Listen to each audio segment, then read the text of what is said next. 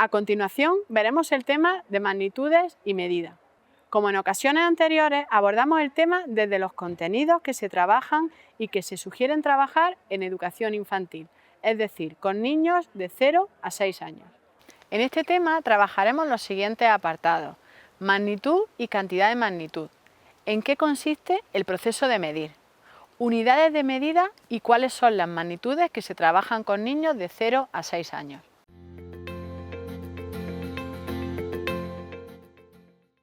En primer lugar, vamos a ver qué significa magnitud, qué significa cantidad de magnitud y veremos algunos ejemplos. Si miramos en un diccionario, encontramos una definición bastante genérica que nos dice que la magnitud es cualquier aspecto de las cosas que puede expresarse cuantitativamente. Se trata de una propiedad física que puede ser medida.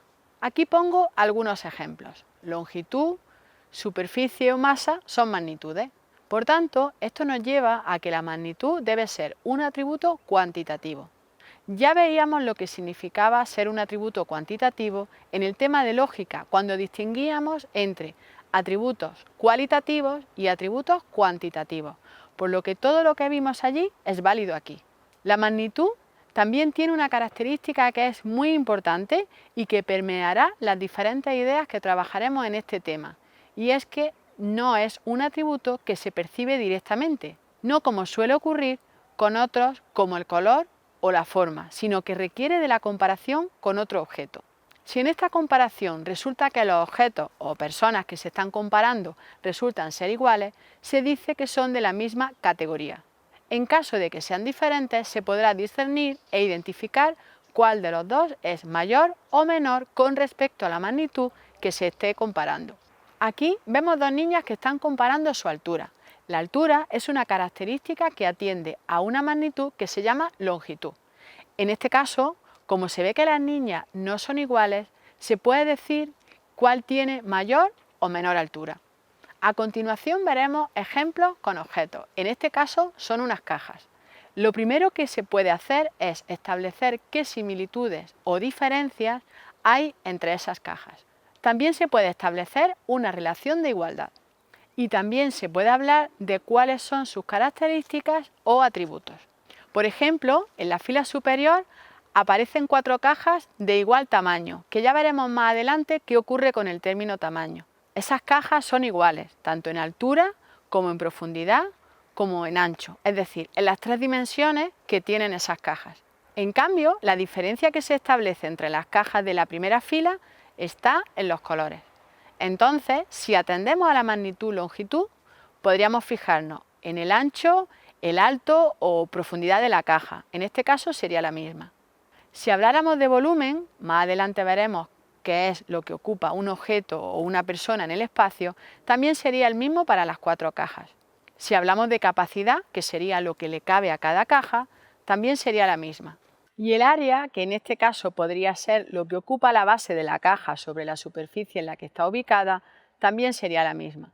O podríamos también desmontar la caja y ver cuál es su desarrollo plano y se vería que ocupa también el mismo área, considerando la base, las caras laterales y la tapa. Sin embargo, si nos fijamos en la fila inferior, vemos que aquí, además de los colores, hay otras diferencias. Podríamos hablar de cualquiera de las magnitudes que he mencionado anteriormente, pero vería que la caja más pequeña de todas es la roja, seguida de la caja amarilla, a continuación iría la azul y finalmente la verde, si las quisiéramos ordenar de menor a mayor. Si fuera de mayor a menor, pues sería en el orden inverso, verde, azul, amarilla y roja. Como vemos, esto se asemeja bastante a algunos de los ejemplos que planteaba en el tema de lógica, cuando trabajábamos las ordenaciones. Lo primero que se establece es cuáles son las similitudes y diferencias. Como decía anteriormente, la relación de igualdad, y luego se pueden llegar a establecer, por supuesto, clasificaciones, seriaciones y ordenaciones. Como en el ejemplo anterior de las cajas ya hemos visto, atendiendo a cualquiera de las magnitudes que, como decía, es un atributo cuantitativo.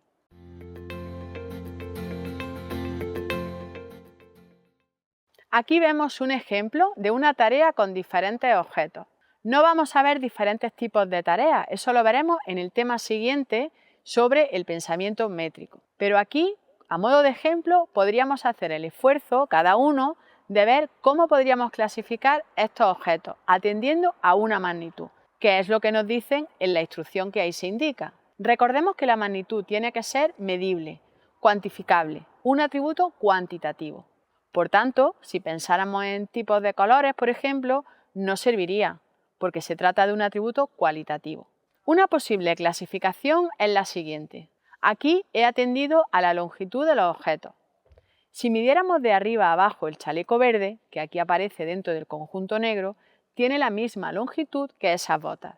Y lo mismo ocurre en el resto de los conjuntos que he señalado aquí.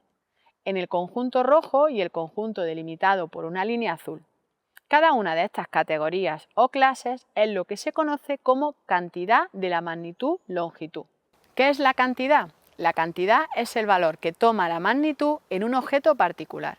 Por ejemplo, si yo me fijo en lo que mide una niña de alta, eso sería una cantidad de magnitud dentro de la magnitud longitud. El largo de la mesa sería una cantidad diferente a la anterior. En el caso de que tuvieran la misma longitud, pues tendrían la misma cantidad también.